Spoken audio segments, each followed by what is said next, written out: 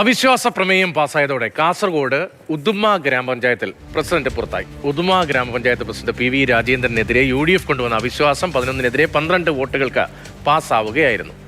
സാരംഗ് സുരേഷ് ഉണ്ട്. സാരംഗ്, എന്തുകൊണ്ടാണ് ഇപ്പോൾ തദ്ദേശ സ്ഥാപനങ്ങൾക്ക് അധികാരം ഏറ്റെടുത്ത് അധികകാലം പിന്നിടുന്നില്ല, അല്ലെങ്കിൽ ഇപ്പോൾ അവിശ്വാസം വന്നു തുടങ്ങിയിരിക്കുകയാണ്? ഈ അവിശ്വാസ പ്രമേയം ഏത് തരത്തിലാണ് കാസർഗോഡ് ഉദുമ പഞ്ചായത്തിൽ വന്നത്? രതീഷ്, തദ്ദേശ തെരഞ്ഞെടുപ്പ് പൂർത്തിയായതിന് തൊട്ട് പിന്നാലെ തന്നെ ഉദുമ പഞ്ചായത്തുമായി ബന്ധപ്പെട്ട നാടകീയമായ സംഭവങ്ങളായിരുന്നു നടന്നിരുന്നത്.